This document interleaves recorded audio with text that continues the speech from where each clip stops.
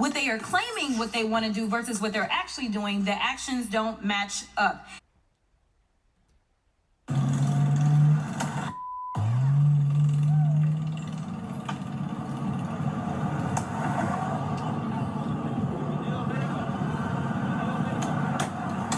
And while we are supposed to be talking about visas, somehow we continue to cherry pick and talk about one criminal act and another criminal act. Well, first of all, we've wanted to come and check out what's actually going on the ground, show some support to the FBI agents, the National Guardsmen, and the Marines who have been here, I think, bringing peace to what was a very chaotic situation thanks to the leadership of Gavin Newsom and Karen Bass. If you really think about what's at stake here is the basic principle of, do we get to enforce federal immigration law when the people's duly elected president says we've got to enforce our borders? And I think obviously the answer is yes. And what you saw in Los Angeles was really, I think, a conspiracy of the mayor, the governor, and a lot of radical left protesters who are going to say, no, we're not going to let people enforce the immigration laws of the United States of America. We in the Trump administration had a different attitude towards that. Obviously, you've seen that immigration happen all over Southern California. I think we've now restored some order to Los Angeles, and thank God that we did. And it is so very interesting to me that, yes, we will say people are xenophobic, because when you start to decide that just because somebody came from another country, they are automatically some kind of criminal, that does sound kind of xenophobic to me, because you are using a paintbrush to paint an entire group of people where the vast majority of them are coming here because they are actually seeking a better life. But let me get to what this hearing is supposed to be about. The idea that Trump and my Republican colleagues want to restore integrity and security in the visa process is actually a joke. Let me be clear. Integrity is not snatching lawful visa holders off the streets and throwing them into unmarked vans. Integrity is not revoking visas based on social media posts that hurt somebody's little feelings. Well, the purpose of the resolution is just basically shine light on the reasons we saw destruction and chaos in the streets and in enforcement in LA. I'd like to bring it to the fact that we originally, what happened in LA started with ICE serving criminal warrants for really serious felonies, including cartel activity. So the resolution simply wants to bring light to the fact that it makes it difficult for the federal government and the state and local to coordinate efforts. So in the aftermath of the anti-ICE protests, James Gallagher says that Governor Newsom's sanctuary state agenda has made it harder to enforce the law and easier for mobs to take over our streets. What's your take? And are you looking for a full repeal or maybe just a scaling back? Well, I think we should have a full repeal. Frankly, these sanctuary cities are inhibiting our law enforcement to coordinate. And when you don't have law, you're going to have chaos. It's just real simple. My family came from immigrants to this country. We respect this country. We don't throw rocks at police. We never threw bottles at police. This is about law enforcement being able to do its job, and we're being inhibited by this governor through SB 54.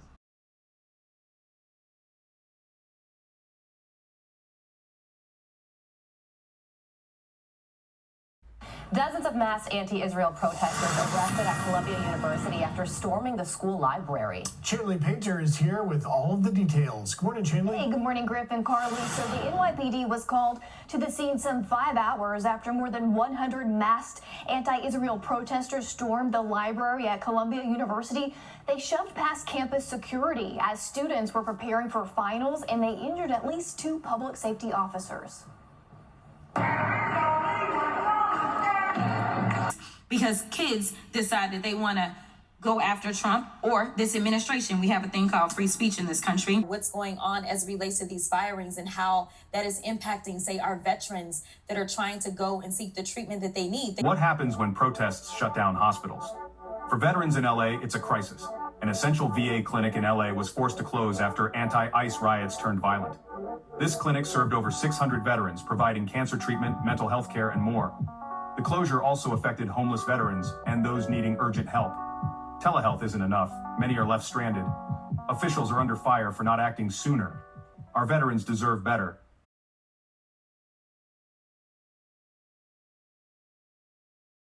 The VA Medical Center on East 23rd Street doesn't only provide medical services to veterans. For Darren Lebonsky, it gave him a home. 8 years ago, I was homeless. They found me an apartment. If they close this, what are we gonna go? What are we gonna do?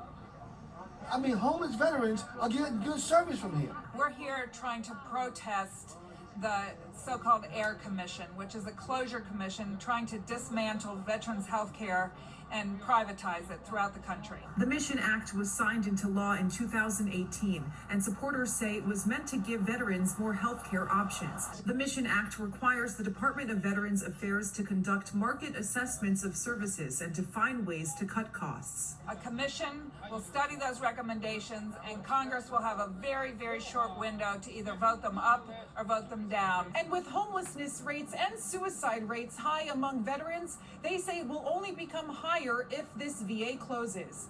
Lisa, some health advisors that are part of a federal commission working to improve veterans' care have proposed closing down all VA medical centers and privatizing the care of veterans. Union members, employees, and veterans themselves hit the streets today, joining the fight to keep VA hospitals' doors open.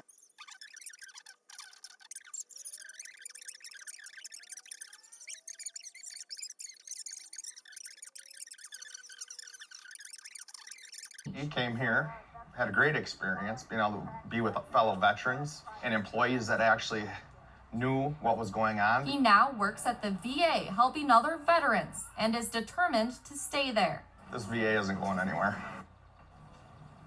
The Department of Veterans Affairs has been in the headlines since 2014. And since we're talking about integrity, I'm confused as to why my Republican colleagues aren't talking about the lack of integrity when it comes to the president's family's visas. Let me remind y'all that Melania, the First Lady, a model, and when I say model, I'm not talking about Tyra Banks, Cindy Crawford, or Naomi Campbell level, applied for and was given an EB-1 visa.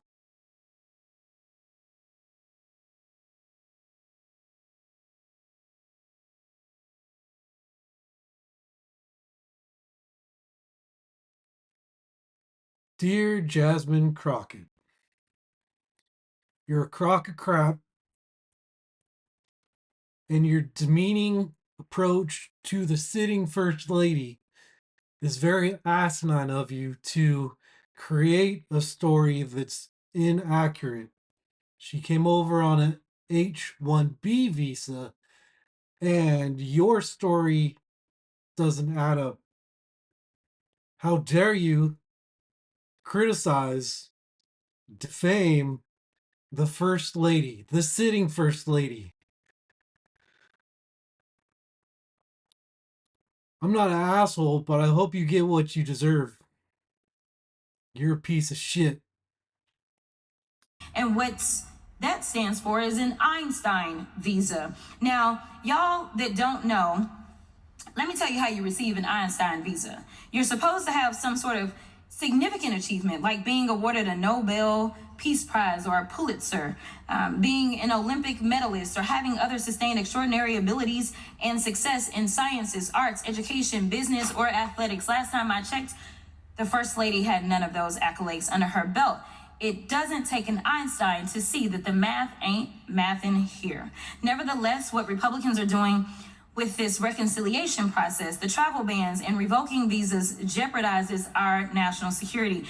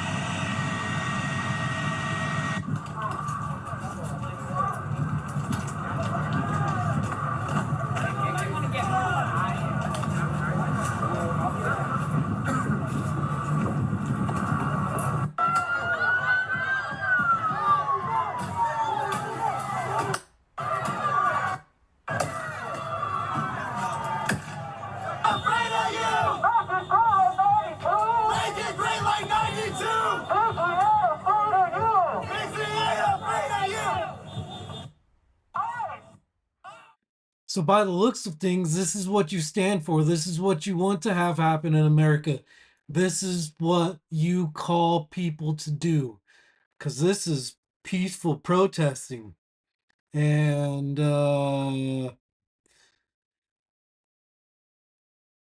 welcome to LA. This is what you and your comrades have stirred up, your advice to your constituents. This is what you and AOC antagonize and proclaim as peaceful First Amendment rights. You're still fucked up. When I first became a public defender, I had no criminal defense experience. And I walked in and I told my boss, Charlie, I said, listen, you should hire me. He said, why? I said, because I'm black. Charlie looked at me like I was crazy. And I said, let me tell you something. When I walk in, I'm going to walk in with a level of rapport and understanding that maybe some of my other colleagues will not. Your reaction to that moment? She's the ranking member in my committee. She has the right to say what she wants, but here's the bottom line. What I believe, you hire people not because of their race, color, or creed. You hire them because they are going to do the best possible job and be the best in that position. That's the criteria that we should use. Do you know what we're here for? You know we're here about I don't think you know what you're here for. Well, you the one talking about. I think your fake eyelashes are messing up. No, ain't nothing. Hold on. Listen. Order. Mr. Chairman, would you regain order of your committee? Order. I do have a point of order, and I would like to move to take down Ms. Green's words. That is absolutely unacceptable. How dare you attack the physical appearance of another person? Are your feelings hurt? Her words down. Aw. Oh, girl, baby girl. Oh, really? Don't even play. Baby girl? I don't think we are gonna move, and we're gonna take your words down. I second that motion. So, you agree to strike your words? Yeah. Okay. Ms. Green agrees to strike her words. I believe she Chair needs to apologize. No. Perry, okay, hold on. Then after Mr. Perry, she'll be recognized. Then Ms. I'm not apologizing. Well, then Okay, you're reserve not the right to strengthening your object. words. I am not apologizing. Now let's go. Come on, guys. It's me. Ms. Crockett. I'm just curious, just to better understand your ruling. If someone on this committee then starts talking about somebody's bleach blonde, bad built butch body, that would not be engaging in personalities, correct? What now? Chairman, I make a motion to strike those words. I don't think that's Hold on. part of I'm the. trying to find clarification on what quality. Chairman, motion to I strike had no those idea words. what you just said. We're not gonna do this. Look, you guys earlier literally just You just voted to do it. Y'all did it first, so you don't voted to do it. Order. I'm trying to get clarification. Look at calm down. No, because this is what y'all do. So in closing, Crockett, you think that it's okay to dismantle and defame the sitting first lady again, but when it comes to your bushy ass caterpillar eyelashes, you've got to hit back with, oh no. Because kids decide that they want to go after Trump or this administration. We have a thing called free speech in this country. You started it.